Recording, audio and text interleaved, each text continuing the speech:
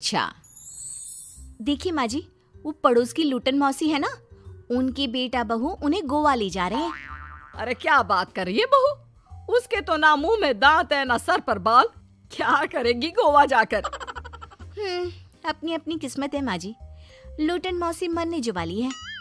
हैं? अरे बहू ये कैसा मरना हुआ जो पहले से ही पता है और ऊपर से गोवा भी घूमने जा रही है। बोला ना माँ जी, ये अपनी अपनी किस्मत है। बात हुई थी मेरी लूटन मौसी की बहू से, बोल रही थी कि चलो दवाई में जो पैसा लगेगा वो गोवा में लगा देते हैं। सास को बहू की बात से पता नहीं क्यों नफरत की बदबू आ रही थी, लेकिन वो कुछ नहीं कहती और कमरे में जाकर लेट जाती है। क्या बात है, लूटन के तो मजे ही मजे है। वैसे आइडिया बुरा नहीं है, थोड़े से पैसे लगाओ और सीधा गोवा की सैर। मैं भी चलती हूँ गोवा। अगले रोज सास तय वक्त पर उठती नहीं। अरे देखो जी, माँ जी अब तक उठी नहीं। आज दूध वाले से दूध और काम वाले के लिए दरवाजा मैंने ही खोला है। अब कम से कम माँ जी का ये तो सुख है कि सुबह जल्दी उठना नहीं पड़ता। अरे बड़ी अजीब हो तुम, मेरी माँ सुबह से उठी नहीं है और तुम्हें चिंता दूध और काम वाली की है। अरे तुम्हें चिंता है ना तो जाओ जाकर देखो क्या हो गया।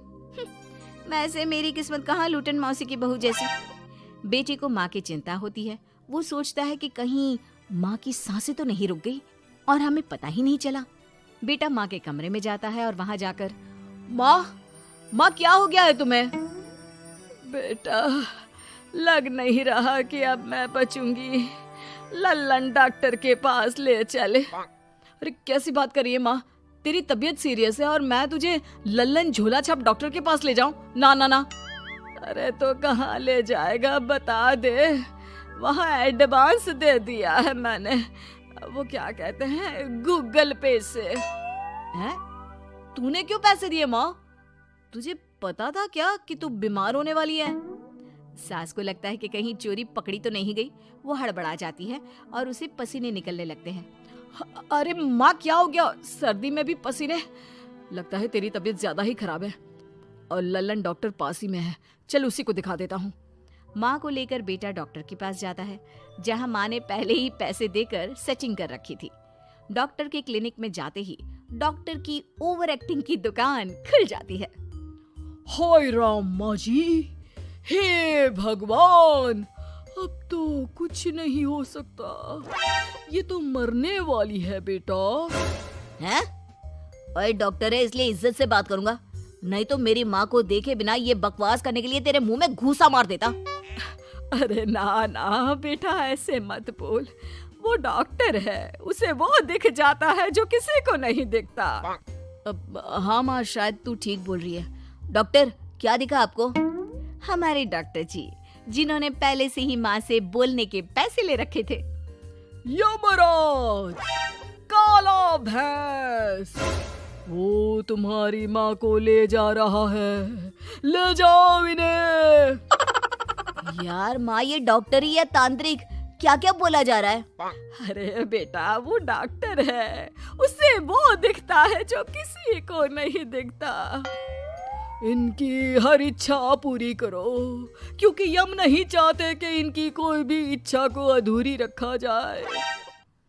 निराश मन से बेटा माँ को लेकर घर आता है। माँ आज से मैं ऑफिस नहीं जाऊंगा, चल तुझे वो झूले वाले पार्क में ले चलता हूँ जहाँ तू पिताजी के साथ जाया करती थी। ठीक है बेटा चल, लेकिन साथ में वो बीड़ी का बंडल रख लेना, तेरे पिताजी वहीं झाड़ी में पिलाते थे मुझे। हैं? माँ कैसी बात कर रही हो? वैसे भी जीवन के 4 दिन बचे हैं और तुम।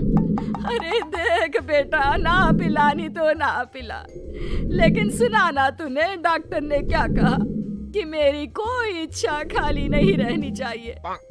अरे वैसे बेटा 4 दिन की जिंदगी है, न जाने कब मौत आ जाए। माँ के मुंह से मौत का नाम सुनकर बेटा गंभीर हो जाता है, उसकी आंखें लाल हो जाती है। वो माँ का हाथ पकड़ लेता है। माँ को भी लगता है कि उसकी मौज मस्ती कहीं बेटे को डिप्रेशन में ना डाल दे। देख लल्लन का फोन आया था, बोल रहा था कि हो सकता है मौत ना भी आए, पर इच्छा पूरी करके रख दे। जब जाऊंगी तब तृप्त होकर जाऊंगी, क्यों? तभी बहू की आवाज आती है, माँ जी आपकी फेवरेट गट्टे की सब्जी बनाई है।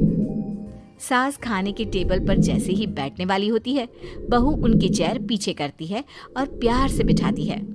बहू शांत हो जाती है। वो माँ को बस देखती है और उनकी हर बात मानती है। रात को जब सास सोने जाती है तो, माँ जी मैं आपके पैर दबा देती हूँ, आज आप डॉक्टर के पास गई थी, थक गई होंगी ना। बहू का प्यार देखकर सास को हैरानी होती है। वो समझ नहीं पाती कि जो बहू उनके मरने को अपना भाग्य बताती थी, वो आज जब सास मरने वाली है तो दुखी क्यों हो रही है। क्या सोच रही है माँ जी? यही ना कि मैं ऐसा क्यों कर रही हूँ। माँ जी मैंने आपको हमेशा अपनी माँ माना है। माना आपसे नाराज होती थी, परेशान होती थी, आपकी बातें चुभती थी, लेकिन यकीन माने प्यार बहुत है आपसे मुझे। सास बहू को गले लगा लेती है। अरे तू क्यों मोह में डाल रही है? आज नहीं तो कल मुझे मरना ही है ना। बहू रोने लगती है और वहां से चली जाती है। अब तो सास आए दिन कोई ना कोई डिमांड करती जिसे बच्चे पूरा करते। मुझे ना वृंदावन जाना है, कृष्ण की नगरी देखने। जी माँ जी हम आपको लेकर चलेंगे। माँ मैं कल ऑफिस से छुट्टी ले लेता हूँ। बेटा अब आए दिन छुट्टी लेता और माँ को घुमाता फिराता। एक दिन बॉस कहते हैं, रमन क्या बात है? मैं देख रहा हूँ पिछले 1 महीने से तुम ना काम करते हो ना दाम, बस सारा दिन इमोशनल से बैठे रहते हो। ऐसे में तो कंपनी तुमको और नहीं रख पाएगी। मैं खुद ही नौकरी छोड़ने की सोच रहा था बॉस। वो क्या है कि माँ का आज नहीं तो कल कभी भी देहांत हो सकता है। इतना कीमती समय मुझे तो पल पल उनके साथ रहना होगा। पता नहीं कब वो मुझे छोड़कर चली जाए। और बेटा नौकरी छोड़ देता है। माँ मैंने नौकरी छोड़ दी है, आज से मैं तेरे पास रहूंगा।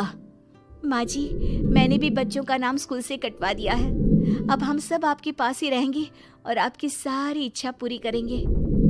अब सास को लगता है ये तो कुछ ज्यादा ही हो गया।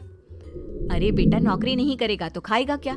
बच्चे स्कूल नहीं जाएंगे तो साल बर्बाद हो जाएगा। वो समझ नहीं पाती कि क्या करे, कैसे ये ड्रामा खत्म करे। बेटा बहू तुम लोगों से एक बात करनी थी। देखो मैं ना बहुत शर्मिंदा हूँ, मैंने झूठ बोला था, मुझे कुछ नहीं हुआ है। वो तो ये बोलकर सास सारी बात घर वालों को बता देती है। ओ माँ सच्ची? हे भगवान मैं जानता था माँ को कुछ नहीं होगा। वाह माँ जी ये तो बहुत अच्छी खबर दी। मैं तो हलवा बनाने जा रही हूँ। तुम लोग मुझसे नाराज नहीं हो? नहीं माँ जी हम बहुत खुश हैं कि आपके मरने की खबर झूठी है। माँ शायद मैं तेरे ठीक होते ही तेरा इतना ख्याल रख लेता तो तुझे ये नाटक करने